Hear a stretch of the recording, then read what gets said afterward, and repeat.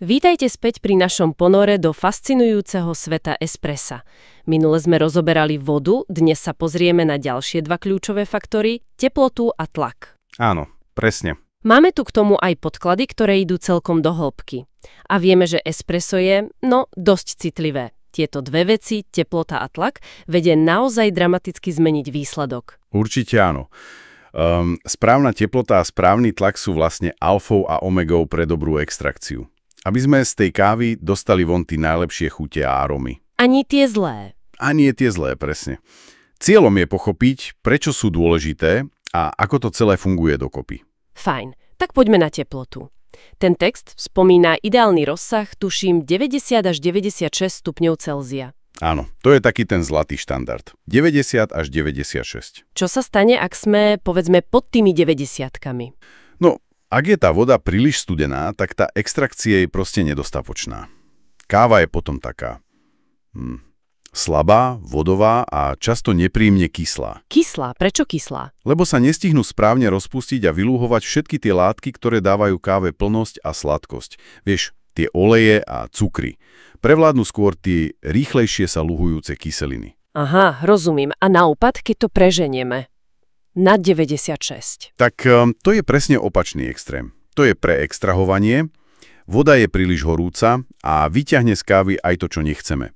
Priveľa trieslovín, horkých látok. Výsledok je potom taký, horký, spálený až drsný na jazyku. Fuj. Presne. A čo je dôležité, nie je to len o tej cieľovej teplote, ale aby bola stabilná. Počas celej extrakcie tých 20-30 sekúnd. Počkať, aj malý výkyv počas tých pár sekúnd to môže pokaziť? Môže to byť cítiť, áno. Preto tie profesionálne stroje majú sofistikované systémy na udržanie stability. V texte sa spomínajú nejaké HX, multiboilery a termoblok pre domáce. Ako to funguje? HX systémy, teda výmenník tepla.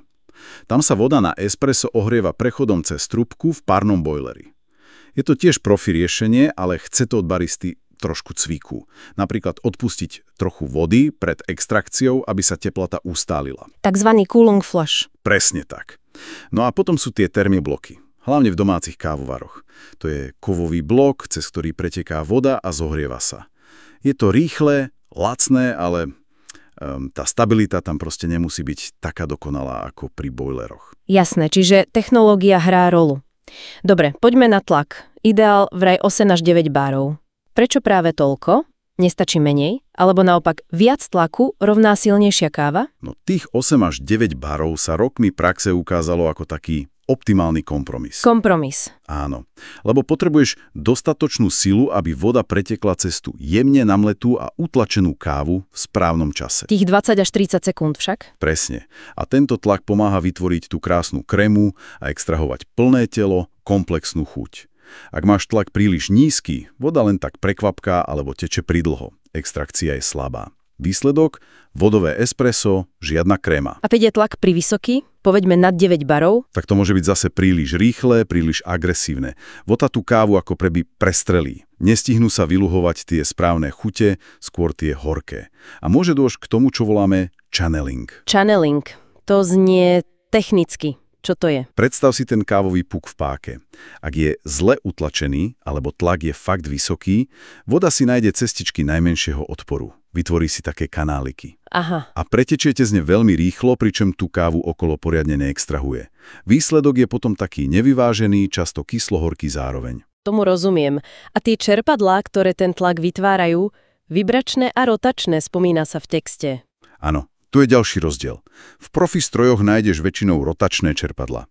Tie sú robustnejšie, tichšie a hlavne poskytujú veľmi stabilný, konzistentný tlak počas celej extrakcie. A tie vibračné? Tie sú menšie, lacnejšie, typické pre domáce kávovary. Fungujú na princípe vibrácií. Svoju prácu odvedú, ale ten tlak môže počas extrakcie trošičku kolísať. Pre domáce použitie to často stačí, ale tá top konzistencia je skôr doménou rotačných. Zaujímavé. Takže aj typ čerpadla má vplyv, ale ty si spomínal, že teplota a tlak nie sú úplne oddelené, že spolupracujú. Presne tak. A to je na tomto fascinujúce. Ovplyvňujú sa navzájom. Ako napríklad? No, predstav si, že máš trošku vyššiu teplotu vody. Tá môže mierne urýchliť extrakciu.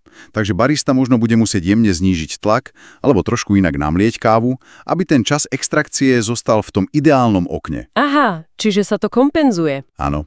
Alebo naopak, pri nižšej teplote možno bude treba tlak mierne zvýšiť, aby sa extrakcia nakopla. Je to proste o hľadaní tej správnej rovnováhy pre tú konkrétnu kávu, jej praženie, mletie. Nie je to len o číslach na displeji. Je v tom kus umenia, zdá sa. Presne tak. Veda aj umenie. Takže, ak by sme to mali nejako zhrnúť, teplota aj tlak sú absolútne kľúčové. Musia byť nielen správne nastavené, ale aj stabilné a navzájom vyvážené.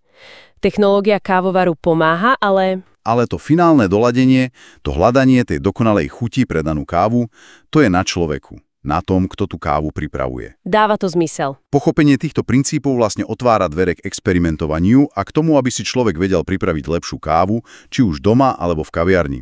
A možno taká myšlienka na záver. Sem s ňou. Keď už vieme, aké citlivé sú teplota a tlak, ako veľmi môžu aj také tie malé každodenné zmeny u nás doma. Vieš, trochu zakolíše napätie v sieti a termostat na chvíľu zblbne, alebo sa zmení tlak vody v potrubí, ovplyvniť to, že tá naša ranná šálka nechutí každý deň úplne rovnako? Nad tým som nikdy takto neuvažovala. To je dobrý bod na zamyslenie. Takže konzistencia je naozaj výzva. Presne tak. Je to